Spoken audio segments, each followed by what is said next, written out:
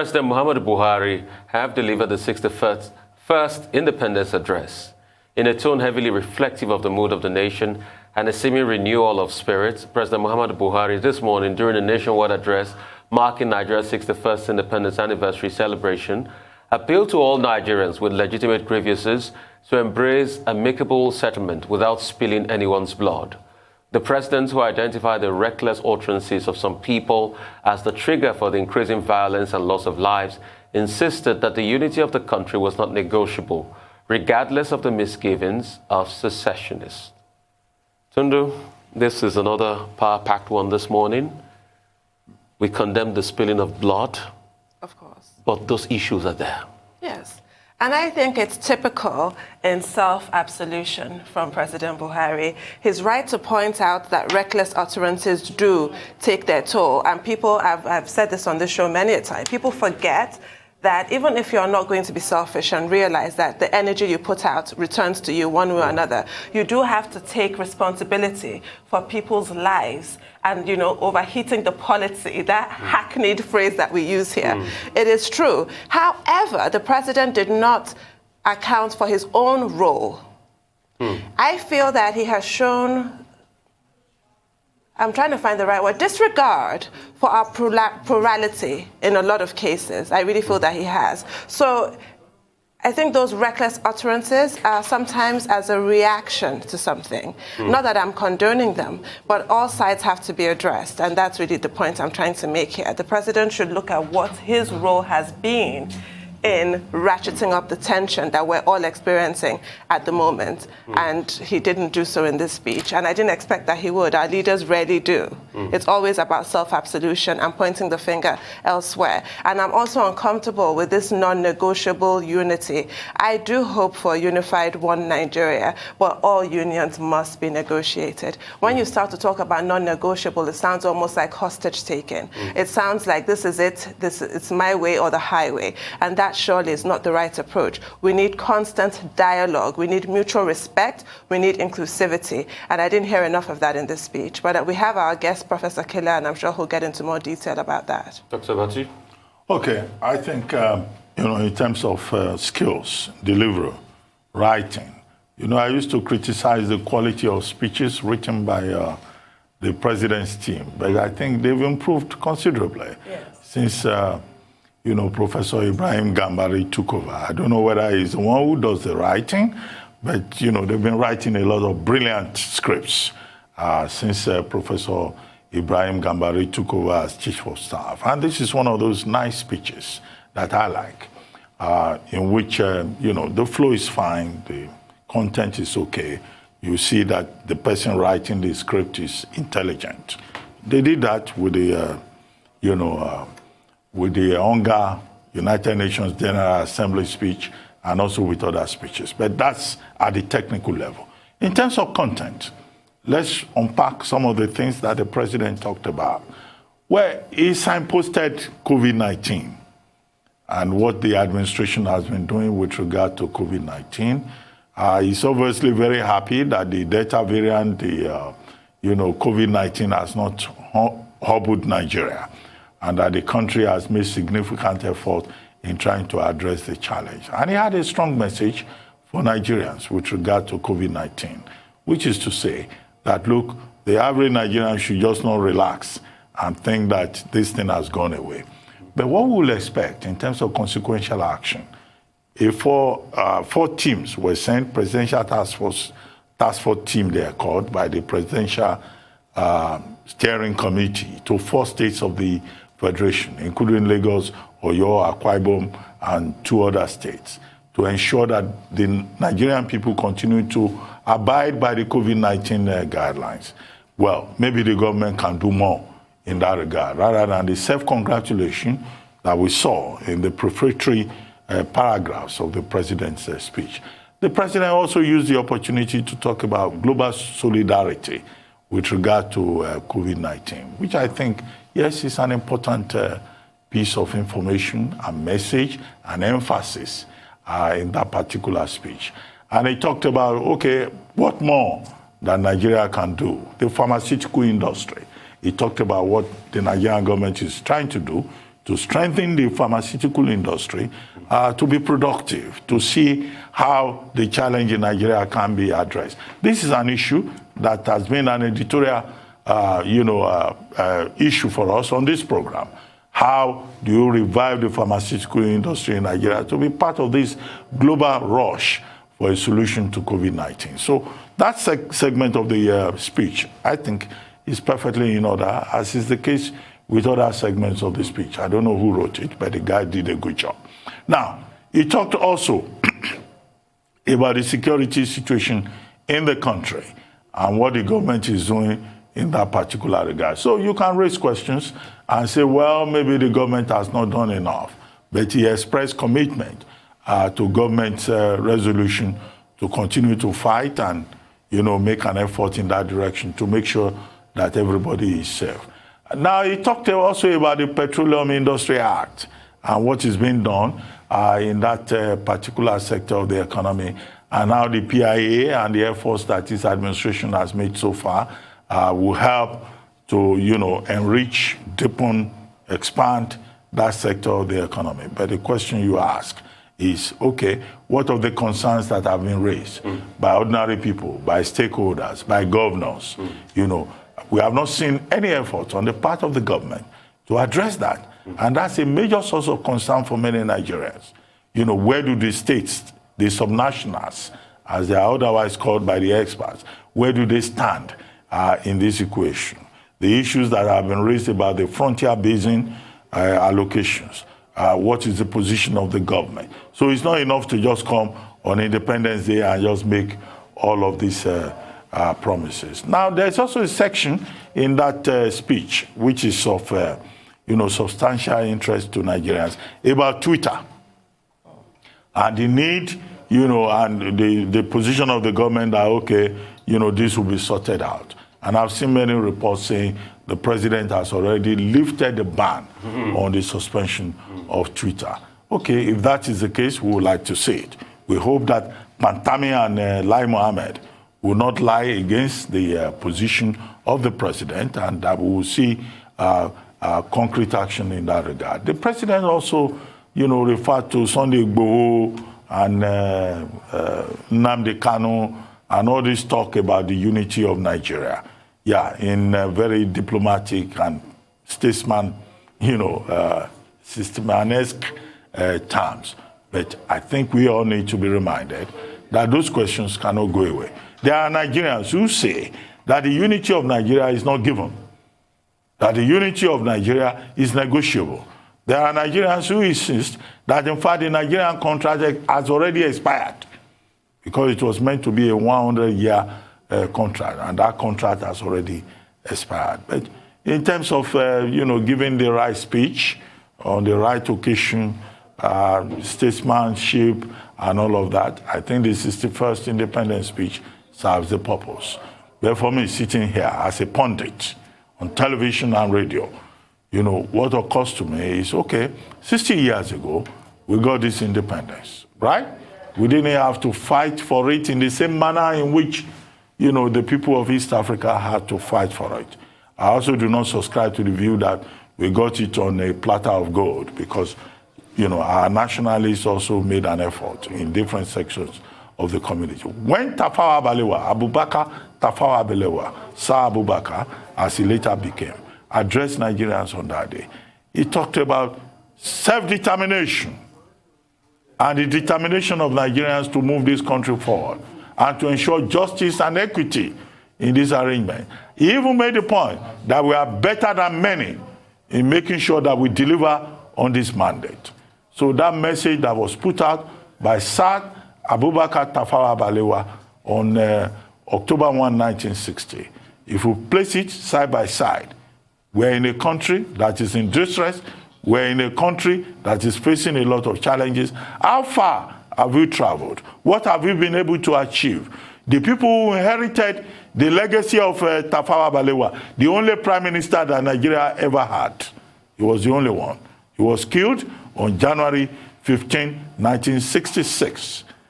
How have we traveled from that moment to this moment? These are the critical questions we should be asking. And I hope that when Anthony Killer, my good friend, comes here, and Sanusi, Lamido Sanusi, His Royal Highness joins us, they will be able to help us put a flesh to all of these critical questions about Quo Vadis Nigeria, which is the way to the future. All right. Thank you so much, Dr. Abati and Tundu. Most importantly, on Independence Day, what we remember is the promise this country holds. Are we on the path to promise? That's a big question we'll answer today. We'll take a short break now. When we return, we'll have Rotuzadiri, Michael Wilson, Emmanuel Afen to give us updates on Africa, global business, and news headlines around the globe. Stay with us. We'll be right back.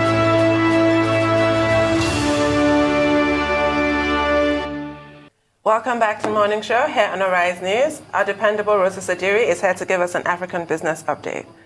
Happy Independence Day, Happy Rosa. Independence Day to Tundu. Good to have you back. Rufai, good morning. Doctor, good morning. Happy Independence Day. Good morning to all our viewers. I see you also. Yeah, we're in theme. We're in theme.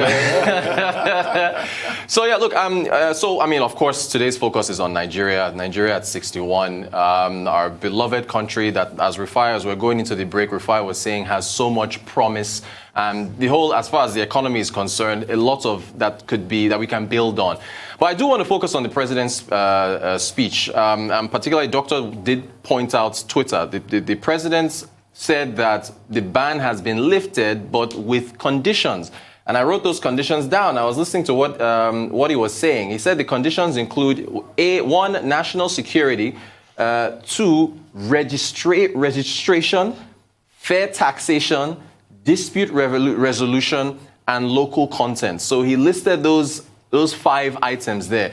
And the thing is, in his speech, when he said he recognized the fact that folks have the right to speak and the right to free speech, he did say, but there are, quote, criminal elements that have organized and used Twitter as a means to further criminal activities. Not sure if he's referring to the NSARS protest or what he was referring to, but the reason why the medium was banned doesn't really tally with these 5 items that he's listed as conditions. And as he noted, this ban took place on June the 5th. This is October the 1st. It's been almost 120 days.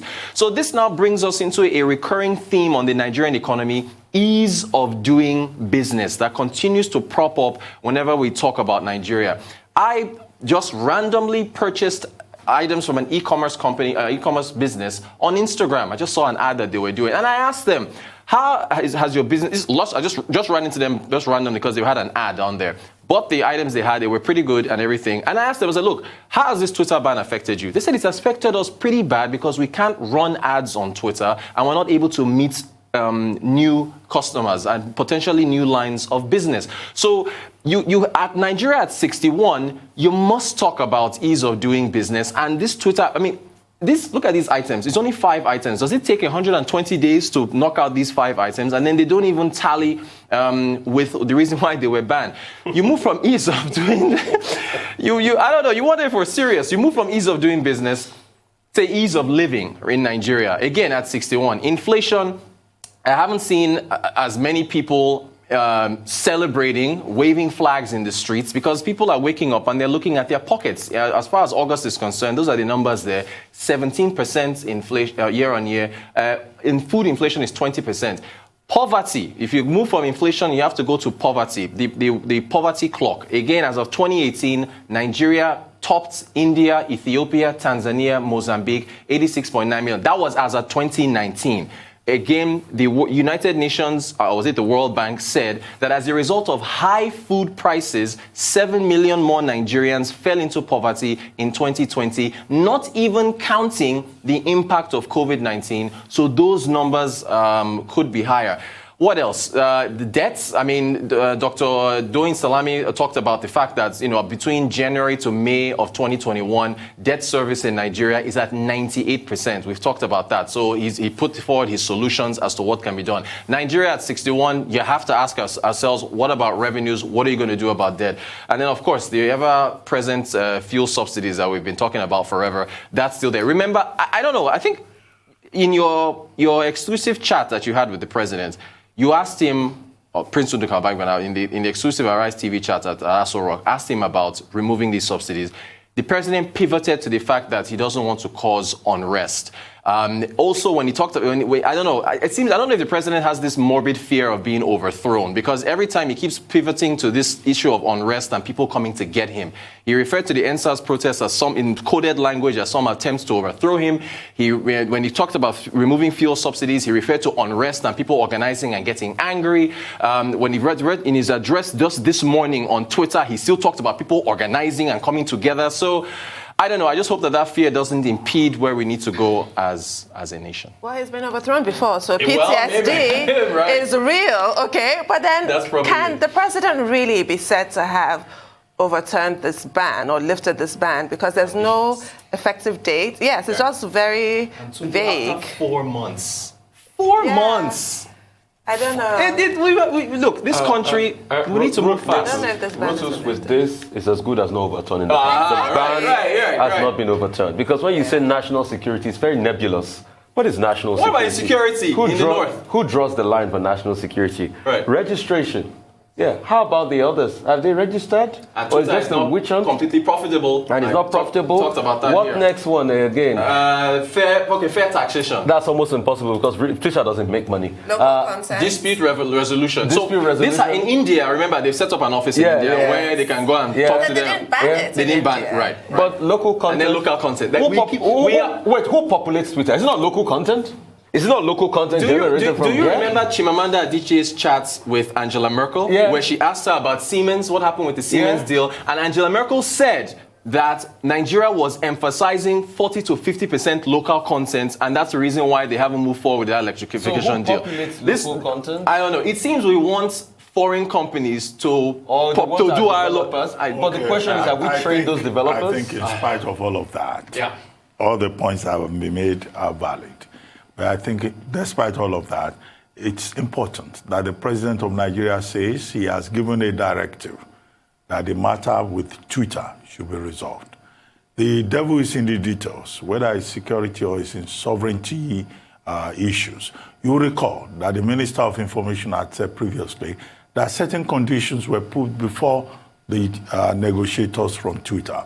They had to register, they have to pay tax, they have to be a company operating in Nigeria. And I think that in that regard, those conditions, the specific things that the president was echoing. The question to ask is, how soon, given the concern that we all have expressed about the implications for business, for human interaction, for the mental health of the average Nigerian whose life depends half of 24 hours on engagement with social media.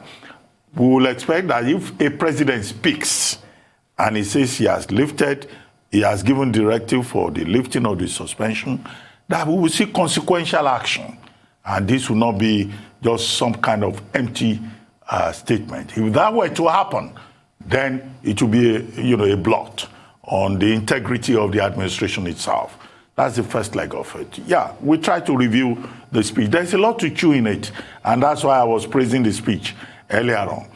One of the things mentioned in that speech, which should be of interest to Tundu, is that the government is proposing, this is not economy, to set up special courts to address gender-based violence and to do it in a confident and determined manner. I think that's important, given the scope of violence that we have had and the inability of some of the subnationals to demonstrate, the enabling laws with regard to gender violence. And then the president also talked about, doing something about persons living with disabilities, where the speechwriter should not have used disabilities. Persons who are physically challenged, that's a more politically correct phrase, because that has been an issue.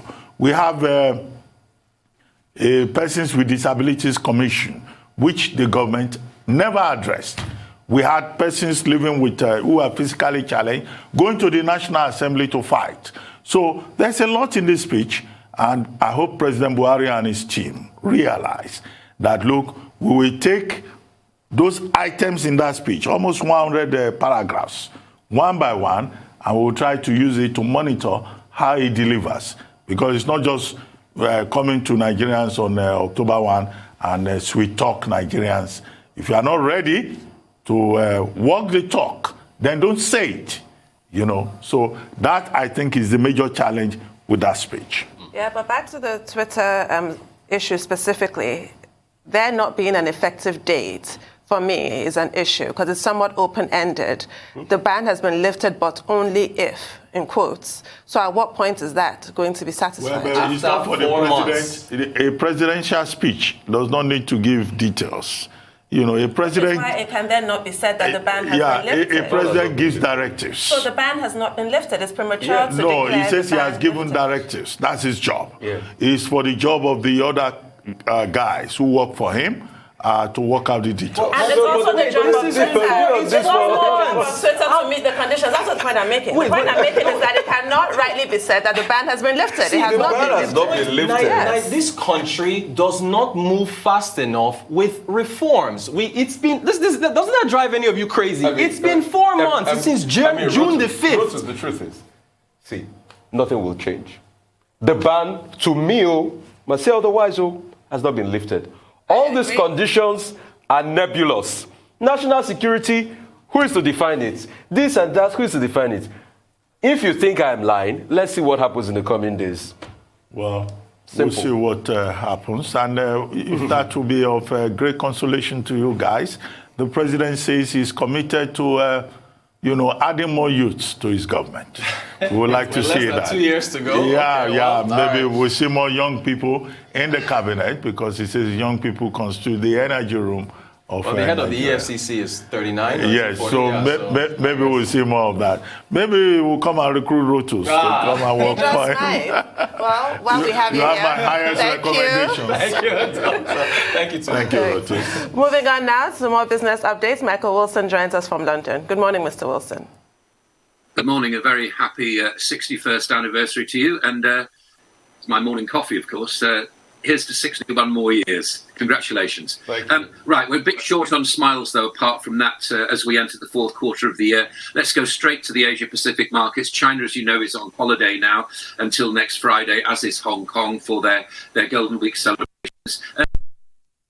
A bit of life. Sentiment amongst large manufacturers improved very, very slightly. That's according to the Tankan. It's a quarterly report. The Tankan comes out in Japan, and it tends to take a view across industry.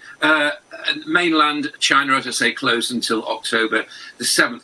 Meanwhile, though, there'll be a lot of thought about China's power crunch, and it is actually a big deal. There's a top story going around this morning that China's vice premier has ordered the country's top state-owned energy firms to, as he puts it, secure energy supplies, meaning that anything that comes out of the ground and can be combusted at all costs. That's what they're saying. So they're clearly seeing this energy crisis as being actually rather large. As you know, as I was saying yesterday, local Chinese authorities have abruptly ordered power cuts at many factories over this coming, rather last week, and clearly as the holiday cuts in this week too. People in tall apartment buildings not being able to use elevators and so on. And it's all about energy costs. Back in 2020, China stopped buying coal from Australia. There's been a lot of tension between the two of them. Historically, cold weather now coming up, particularly in the northeast of China, and that's pushing up the demand for coal. Central authorities have been putting forward 5-year targets to achieve publicly declared goal of reaching peak carbon emissions by 2030. So all this really combining with the extreme temperatures and of course, coming up to Christmas and coming up to people actually wanting Chinese goods enormously. Exports have surged by double digits since the pandemic, but that's also meant that power has had to do it too. China, therefore, were wondering whether this is worse than Evergrande. Its debt, Evergrande's debt, is now being seized, is being snapped up by distressed debt investors. It's missed overseas payments as far as we know. It was due to pay a foreign bond on Wednesday. As far as I can see, it didn't. And so have been saying to Reuters and Bloomberg, for example, two news agencies, that they are yet to receive payment. Let's have a look at the United States. A terrible month, really, for all all the markets really in the United States. Futures on the Dow is getting to October down 183 points this morning. A tumultuous September really as well, as inflation fears, lower growth, and COVID actually, and rising rates all up there. In the United States, President Joe Biden has signed a temporary funding bill to prevent the government shutdown. This is part of the usual diplomatic dance that we get round about this time of the year. Question is, of course, how long will it last and how temporary will be it? And there's a threat of default unless Congress actually agrees this. And you add into that all the problems that they're having right now about the infrastructure plan and the rest of it, whether that's going to go through in some kind of modified form or as the amount that Joe Biden actually wants. Very, very difficult to say. Wall Street, though, doing very well indeed, as you'd expect. Investment banks saw past $100 billion worth of fees on an M&A boom. Companies are actually thinking that it's better now. They're not worried about growth. They're not worried about prices. They're thinking it's better to buy other companies by which to expand. Now, I don't know, I may be being old-fashioned about this. I would have thought the way to properly expand is through organic growth. But that's not what's happening in the United States. Maybe we'll find something about that. This rather awkwardly named defence deal, this AUKUS thing, or Australian EU trade delay as the row deepens over that, about the submarines. Trade talk actually pushed right back. Canberra cancelled a $37 billion deal with France to build a fleet of conventional submarines. Unsurprisingly, Australia said, actually, do you know what? We'd rather have nuclear ones. And so France has been saying that's been a bit of a stab in the back. In solidarity with France, Ursula von der Leyen, who is the European Commission President, has questioned whether the EU would be able to strike any kind of new trade deal with Australia. To the UK, and UK businesses are warning of a storm of shortages over the autumn. Obviously, costs, taxes, shortages, lack of HGV drivers. We've done all these kind of things many, many times before. The British Chambers of Commerce, Institute of Directors, and the CBI saying that a big drop in business confidence, nothing like it since the third lockdown at the beginning of this year. Restaurants are also warning in the UK that prices will rise due to the VAT hike. They fear as though customers will not be coming back. Very, very important. Our economy's service industry, restaurants and pubs and so on. But, however, I think I should just say that from those GDP figures we got yesterday, the lockdown is slightly stronger than first thought, but it doesn't take into account the fuel crisis at the moment, the fuel pipes at the pumps and so on, and the general shortages. And spending on retail and hospitality did surge. I suspect that'll fall off as people start to get rather depressed about Christmas. Okay, oil markets relatively calm in Asia. Brent crude about 78. I'm looking at now 79.50 is the highest price. It's been dropped back to about 78. And gold, well, optimists have actually returned to that. It seems it can't keep the bugs down for long. They see there's some light at the tunnel as far as their investment is concerned. And there's an impressive rally overnight. Now it's 17.57 an ounce. That's a $30 move, up 1.76% since yesterday. I don't think much is going to happen until we get the big one next week. Never mind China being on holiday. The big jobless claims on Friday from the United States. And I think that will concentrate a number of minds. That's the global view. The anniversary one thing. Mike, a number of issues. Evergrande, no money, no communication, a debt of about $300 billion. And, they failed last week. They failed again. This week, with the required $38.5 million for bondholders. Bondholders are concerned. Yes, Evergrande has a 30-day grace period. What next? What is likely to happen? I know we've talked about this topic once, twice this week. Secondly, the British Meat Processors Association and the National Farmers Union, they're complaining that there is a shortage of butchers in the UK.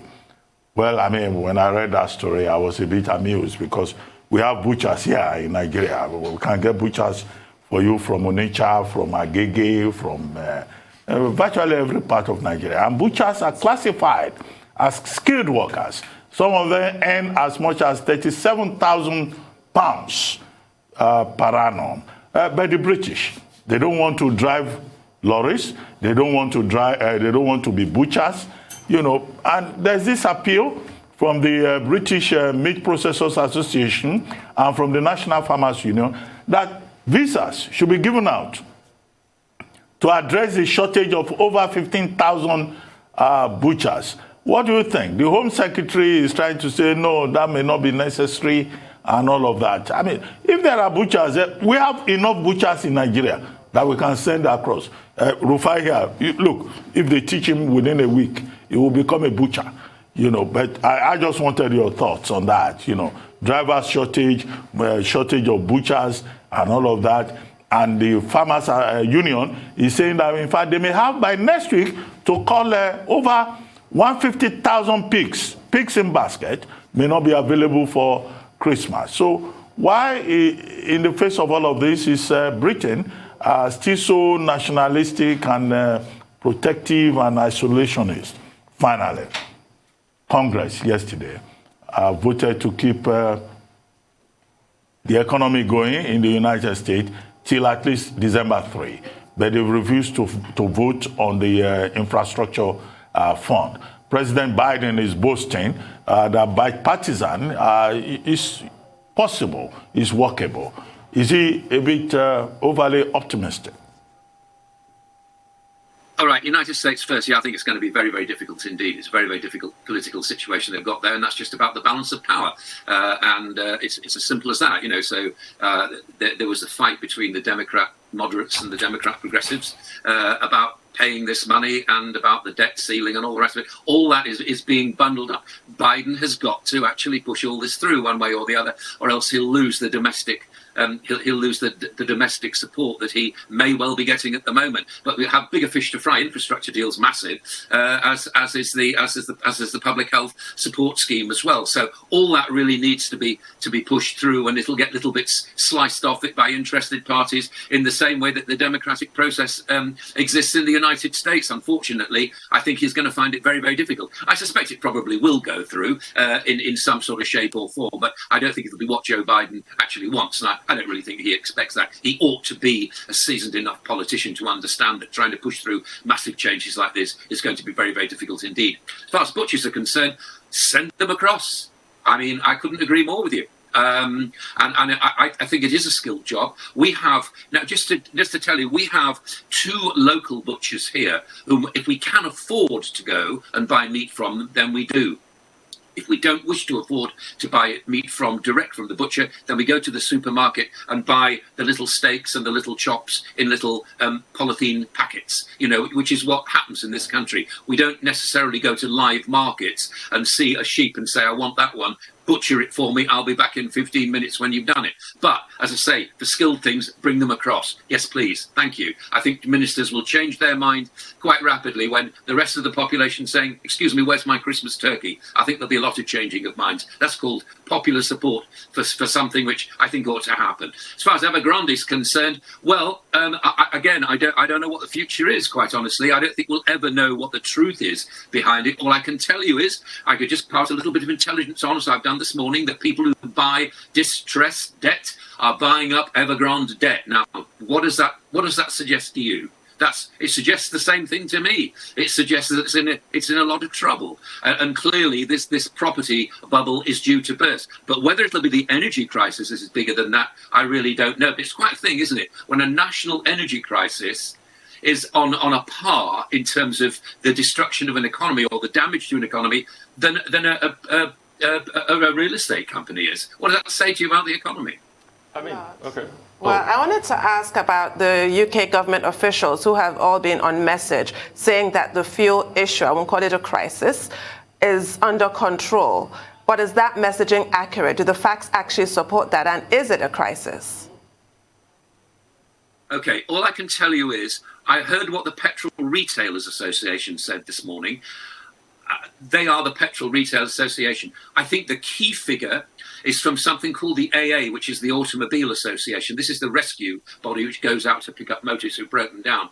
What they're saying is, and again, this is anecdotal evidence, but I think it's better than listening to interested parties like politicians and I think the AA, they're actually saying that the number of calls that they're getting from motorists with no petrol is actually down quite sharply. Now, I don't know. There are big queues where I am right now. A big supermarket here has no more petrol. Another supermarket is getting deliveries by the day. It's a very mixed picture. But I think that traffic is the important thing. And what we're hearing from the Automobile Association is that fewer calls are coming in for people who've run out of petrol. That's the indicator that I'm looking at. All right, Michael, I had a lot of questions, but no time. We need to let it go now. Thank you so much for your time, and thank you so much, for the congratulatory messages.